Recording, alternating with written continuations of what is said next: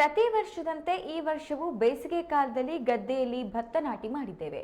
ಆದರೆ ದಿಢೀರಂತ ಬಶೀರ್ ಎಂಬುವವರ ಕಡೆಯವರು ಬಂದು ಸುಮಾರು 28 ಎಕರೆ ಭತ್ತದ ಗದ್ದೆಗೆ ಕಳೆನಾಶಕ ಸಿಂಪಡಣೆ ಮಾಡಿದ್ದಾರೆ. ಪ್ರಶ್ನೆ ಮಾಡಿದ್ರೆ ನಮ್ಮನ್ನೇ ದಬಾಯಿಸ್ತಾರೆ. ನಾವು ಉಳುಮೆ ಮಾಡುತ್ತಿರುವ ಭತ್ತದ ಗದ್ದೆ ಬಶೀರ್ ಅವರ ಹೆಸರಿನಲ್ಲಿದೆ ಎಂದು ಹೇಳ್ತಾರೆ.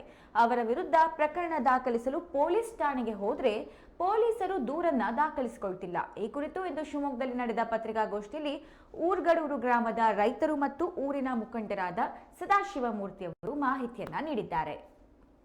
ಕಂಬಳ ಇದರ ಮಲೆನಾಡು ತುಂಗಭದ್ರಾ ಜೋಡುಕರೆ ಕಂಬಳ. ಇದರ ಮಲೆನಾಡು ಯಾವಾಗಲೂ ಕೂಡ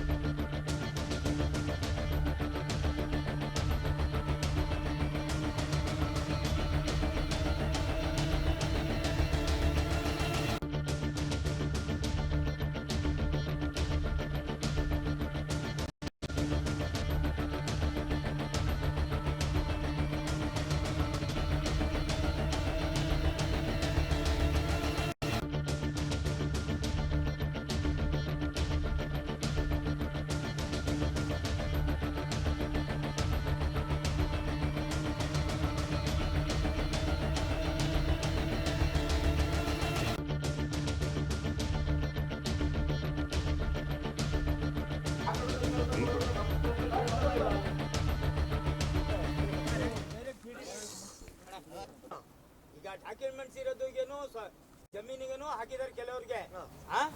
ಈಗ ಎಲ್ಲ ಇಲ್ಲಿ ರೈತ ವರ್ಗದವರು ಜಿಪಿ ಮಾಡ್ಕೊಂಡಿದ್ರು. ನಮ್ಮ ಅಜ್ಜ ನಮ್ಮ ಅಪ್ತಿರೋ ನಮಗೆ ಗೊತ್ತಿಲ್ಲ ಇವೆಲ್ಲ ವ್ಯವಹಾರ.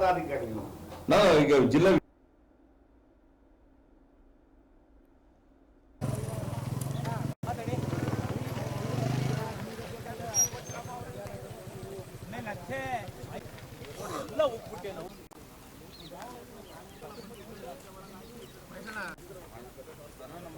ರೈತರಿಗೆಲ್ಲ ಹೇಳ್ತಾರೆ.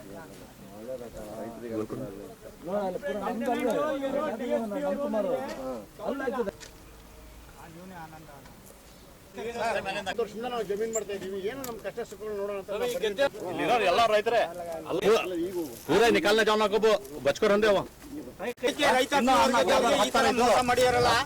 6 ಗಂಟೆ ತನಕ ಕಾದ್ ಬಂದಿದ್ದೀವಿ. 6 ಗಂಟೆ ತನಕ ಕಾದಿದ್ದೀವಿ. ಯಾರು ಕಮಿಟಿ 1 ಎಕರೆ ಇದೆ, ಯಾವ್ದಾವ್ದು ಹಾಕಿದ್ದೇವೆ ಅರ್ಥನೇ ಆಗ್ತಾ ಇಲ್ಲ. ನಮ್ ಹೆಂಗಸೂರು ಕಳ್ಸಿದ್ಕೆ ರೌಡಿಸಮ್ ಮಾಡ್ತಾನೆ ಅವ್ನು ಆನಂದ ಹೋಗಿ ಕಂಪ್ಲೇಂಟ್ ನಿಸರ್ಗ ಲೇಔಟು ಮದರಿಪಾಳ್ಯ. ಇಲ್ಲಿ ಸುಮಾರು ಒಂದು 25-30 ಎಕರೆ ಸಹಾರ ಕಂಪ್ನಿದವರು 25 ವರ್ಷದಿಂದ 2006ರಲ್ಲಿ ತೊಗೊಂಡಿದ್ರು. ಅವಾಗ ಜಿ ಪಿ ಎ ಕೊಟ್ಟಿದ್ರು ರೈತರು ಎಲ್ಲ. ಏನು ಕಂಪ್ನಿಗೆ ಜಿ ಪಿ ಎ ಕೊಟ್ಟಿದ್ವಿ ಅಂದರೆ ಎಕರೆಗೆ 2 ಸೈಟ್ ಕೊಡ್ತೀನಿ, ಲೇಔಟ್ ಮಾಡಿದರೆ ಅದೇನು ಪರಿಹಾರ ಕೊಡ್ತೀನಿ ನಾನು, ನೀವು ಜಿ ಪಿ ಎ ಬರ್ದು ಕೊಡ್ರಿ ಅಂದಿದ್ದು. ಜಿ ಪಿ ಎ ಬರೆದ ತಕ್ಷಣ ಸತ್ತೋಗ್ಬಿಟ್ಟ ಕೀರ್ತಿ ಕರ್ಕನ ಅನ್ನೋರು. ಸತ್ತೋಗಿದ ಮೇಲೆ 25 ವರ್ಷದಿಂದ ಜಮೀನು ನಾವೇ ಮಾಡ್ತಾಯಿದ್ವಿ. 25 ವರ್ಷದಿಂದ ಜಮೀನು ಪೂರ್ತಿ ಉಳುಮೆ ಮಾಡ್ಕೊಂಡು ಬರ್ತಾನೆ ಇದ್ದೀವಿ. ಭಾಳ ಜನ ಬರೋರು ಹೋಗೋರು ತೊಗೊಳ್ತಾ ಇದ್ದೀವಿ, ಇದು ಮಾಡ್ತಾಯಿದ್ದೀವಿ ಅಂತ ಹೇಳ್ತಾಯಿದ್ರು. ಆದರೆ ಅಕ್ಕಪಕ್ಕ ಬೇರೆ ಬೇರೆ ಜಮೀನು ಇದ್ದಾವೆ. ನಮ್ಮದು ಸ್ವಂತದ್ದು ಪಕ್ಕದಾಗೆ ನಮ್ಮ ಸ್ವಂತ ಜಮೀನು ಇದೆ, ಮಸೀದಿ ಜಮೀನಿದೆ, ಎಲ್ಲ ಜಮೀನಿದೆ. ಈಗ ಒಂದು ತಿಂಗಳು 1.5 ತಿಂಗಳಾಗಿ ನಾವು ನಾಟಿ ಮಾಡಿದ್ದೀವಿ. ಈ ನಾಟಿ ಶುರು ಎಲ್ಲ ರೆಡಿ ಮಾಡಿ ನಿಂತ್ಕೊಂಡಿದ್ದ ಟೈಮಿಗೆ ಒಬ್ಬ ಆನಂದ ಅನ್ನೋನು ಈ ಟಿಪ್ ಟಾಪ್ ಬಶೀರಿಗೆ ಆಗಿಬಿಟ್ಟಿದೆ ಜಮೀನು. ಯಾರು ಅವ್ರ ಮಗಳ ಹೆಸರು ಆಯಿಷಾನು, ಯಾರು ಆಯಿಷಾ ಜುಲ್ಫಾ ಅಂತ ಅವ್ರ ಹೆಸರಿಗೆ RTC ಆಗಿದೆ ಅಂತ ಇಲ್ಲಿ ಬರೋದು. ಒಂದು 50 ಹುಡುಗರಿಗೆ ಬಾಟ್ಲಿ ತೊಗೊಂಡು ಬರೋದು, ಕುಡಿಯೋದು, ಹಗಲೆಲ್ಲ ಕೂರೋರು ನಿಲ್ಲಿಸ್ರು ಅನ್ನೋದು. ನೋಡಪ್ಪ ನಾವೊಂದಿವಿ, ಅವ್ರು ಯಾರು ತೊಗೊಂಡಿದ್ದಾರೆ, ಕಂಪ್ನಿ ತೊಗೊಂಡಿದ್ದಾರೋ ಯಾರು ತೊಗೊಂಡಿದ್ದಾರೋ ನಮ್ಗೆ ಗೊತ್ತಿಲ್ಲ. ನಾವು ಜಮೀನು ಮಾಡ್ತಾ ಇರೋದು. ನೀವು ಜಮೀನು ಮಾಡೋಕ್ಕೆ ಅವ್ರು ಯಾರು ತೊಗೊಂಡಿದ್ದಾರೋ ಅವ್ನು ಓನರ್ ಬರಲಿ. ಅವ್ರ ಓನರ್ ಬರೋತ್ತಾಗ ನಾವು ಜಮೀನು ಬಿಡೋಲ್ಲ. ಕಂಪ್ನಿಗೆ ನಮಗೆ ಸಂಬಂಧ. ನೀವು ಏನು ತೊಗೊಂಡಿದ್ದೀಯಾ ಅವ್ರು ಕರಿಯಪ್ಪ ಓನರಿಗೆ ಅಂದ್ವಿ. ಬರೋದು ಹೊಡೆಯೋದು ದೊಡಿಯೋದು. ಪೊಲೀಸ್ ಅಂತೂ ನಮ್ಮ ಪೊಲೀಸು ಕಂಪ್ಲೇಂಟು ತೊಗೊಳ್ತಾ ಇಲ್ಲ ನಮ್ಮದು. ನನಗೆ ಈಗ 1 ತಿಂಗಳಿಂದ ಭಾಳ ಸತಾಯಿಸ್ತಾ ಇದ್ದಾರೆ. ಹೆಣ್ಣಾಳಿಗೆ ದಬ್ಬೋದು, ನಾವು ಹೋಗ್ಲಿ ಬಿಡು, ತಳ್ಳೋದು ಬೇಡ, ನಮಗೆ ಯಾಕೆ ಅಂತ. ಒಂದು ದಿವಸ ಅವರೇ ನನಗೆ ಕರೆದ್ರು, ನಮ್ಮ ರೈತರಿಗೆ ಎಲ್ಲ ಸೇರ್ಕೊಂಡು ಬರ್ರಿ ನೀವು ಇಲ್ಲಿ ಅಂತ. ನಾವು ಖುದ್ದಾಗಿ ಹೋಗಿದ್ದೀವಿ ಅಂತವ. ಒಂದು ದಿವಸ ಹೋಗಿ ಆಯಿತು, ಬಸಪ್ಪ ಗೌಡ್ರು ಲಾಯರ್ತಾವ ಆಫೀಸ್ನಾಗ ಕೂತಿದ್ರು ಅವರು. ಒಂದು ದಿವಸ ಕರೆದ್ರು, ಆಯಿತು ಮಾತಾಡ್ತೀನಿ ಅಂತ. ನಮ್ಮ ಇದು ಫೀಲ್ಡಿಗೆ ಬರ್ತಾಯಿಲ್ಲ ಅವರು. ಬರೇ ಒಂದು 50 ಹುಡುಗರು ಕಳಿಸೋದು, ಬಿರಿಯಾನಿ ಕೊಡಿಸೋದು, ಎಲ್ಲರ ಕಾರ್ನಾಗ ಕೂರೋದು, ರೌಡಿಸಮ್ ಮಾಡೋದು, ನಮಗೆ ತಳ್ಳೋದು, ನಮ್ಮ ಕಂಪ್ಲೇಂಟು ಪೊಲೀಸ್ ತೊಗೊಳ್ತಾ ಇಲ್ಲ ಈಗ ತನಕನೂ. ನಮಗೆ ನಿನ್ನೆ ಏನಾಯ್ತು, ಅಕ್ಕಪಕ್ಕ ಸ್ವಂತ ಜಮೀನು ಬೇರೆ ಬೇರೆ ಜಮೀನಿಗೆಲ್ಲ ಹಾಕ್ಬಿಟ್ಟಿದ್ದಾರೆ ಔಷಧಿ. ಅದು 24 ಗಂಟೆ ಒಳಗೆ ಭತ್ತ ಸಾಯತ್ತೆ. ಸುಮಾರು 1.5 ತಿಂಗಳಾಗಿ ನಾವು ನಾಟಿ ಮಾಡಿರೋದು. ನೀವು ನಾಟಿ ಮಾಡಬೇಡ್ರಪ್ಪನೋ ಅಂತ ಬಂದು ಹೇಳಿಲ್ಲ ನಮಗೆ. ಬರೋದು ರೌಡಿಸಮ್ ಮಾರೋದು, ಬರೇ ನಾಟಿ ಮಾಡಿ ಹೆಚ್ಚು ಕಡಿಮೆ 25 ದಿವಸ ಆಗಿದೆ. ನಾವು ರೈತಾಪಿ ವರ್ಗದವರು, ನಾವ್ಯಾವುದು ಉದ್ಯಮಿ ಅಲ್ಲ, ರಿಯಲ್ ಎಸ್ಟೇಟ್ ಮಾಡೋರಲ್ಲ, ಕಳ್ರಲ್ಲ ನಾವು. ಬರ್ರಿ ನೀವು ಜಮೀನು ತಗೊಳಂಗೆ ಬರಿಯಪ್ಪ ಅಂತ ಒಂದು 10 ಸಲ ಆನಂದಗೆ ಹೇಳಿದ್ವಿ. ಅವ್ನು ಒಂದು ಕೇಳಿ ಹೋಗಿ ಲಗಾಸ್ತಾ ಇದ್ದಾನೆ ಅಲ್ಲಿ. ಆನಂದ ಯಾರು ಮಿಲ್ಗಡ್ಡ ಒಂದು ರೌಡಿ ಅಂತೆ ಅವನು. ಎಲ್ಲ ಒಂದು ನಿನ್ನೆ ಒಂದು ಟಾಟಾ AC ಲಗೇಜ್ನಾಗೆ ನಾವು ಊರಿನಾಗ ಇದ್ದಿಲ್ಲ, ಎಲ್ಲ ಜಮೀನಿಗೆ ಒಂದು 15-20 ಜನ ಎಲ್ಲ ವಿಡಿಯೋ ಇದೆ. 24 ಗಂಟೆ ಒಳಗೆ ಆ ಭತ್ತ ಸುಡಬೇಕು ಅಂತ ಔಷಧಿ ತಂದು ಹಾಕಿದ್ದಾರೆ. ನಮಗೆ ನ್ಯಾಯ ದೊರಕಿಸ್ಬೇಕು ಸರ್. ಇದು ರಕ್ಷಣಾ ಇಲಾಖೆಯವರು ನಮ್ಮ ರಕ್ಷಣೆ ಮಾಡೋದು ಬಿಟ್ಟು ಅವ್ರಿಗೇನೋ ಸಪೋರ್ಟ್ ಮಾಡ್ತಾ ಇದ್ದಾರೆ. 2 ದಿವಸ ನೀನು ಜಮೀನು ಮೊನ್ನೆ ನನಗೆ ಕಂಪ್ಲೇಂಟ್ ಆಗಿದೆ ಅಂತ ಹೇಳಿ ಪೊಲೀಸವರು ನಮ್ಮನೆ ಬಂದಿದ್ದಾರೆ. ನನ್ನ ಸ್ವಂತ ಜಮೀನಿದೆ, ನಮ್ಮ ಅತ್ತೆ ಜಮೀನಿದೆ. ಇದರಲ್ಲಿ ಸರ್ವೆ ನಂಬರ್ 141, 142 ಬಾರಲ್ಲಿ ಇದೆ. ಇದು ಸ್ವಂತ ಜಮೀನು, ಮಸೀದಿ ಜಮೀನು. ನಾನು ಗುತ್ತಿಗೆ ಮಾಡ್ತಾ ಇದ್ದೀನಿ, ಹರಾಜ್ನಾಗೆ ತೊಗೊಂಡಿದ್ದೀನಿ. ಎಲ್ಲದಕ್ಕೂ ಔಷಧಿ ಹಾಕಿದ್ದಾರೆ ಇವರು. ಸ್ವಂತ ಜಮೀನಿಗೂ ಹಾಕಿದ್ದಾರೆ, ಅಕ್ಕಪಕ್ಕ ರವಿ ನಂದಕುಮಾರ್ ಅಂತ ಅವ್ರ ಜಮೀನಿಗೂ ಹಾಕಿದ್ದಾರೆ. ಇಮ್ತಿಯಾಜ್ ಅಂತ ಜಮೀನಿದೆ, ಅವ್ರ ಜಮೀನಿಗೂ ಹಾಕಿದ್ದಾರೆ. ಮಸೀದಿ ಜಮೀನಿಗೂ ಹಾಕಿದ್ದಾರೆ. 24 ಗಂಟೆ ಒಳಗೆ ಕೆಲಸ ತೋರಿಸ್ತೈತೆ. ಅದು ಹೆಚ್ಚು ಕಡಿಮೆ ಒಂದು 30 ಎಕರೆ ಮೇಲೆ ಇದೆ.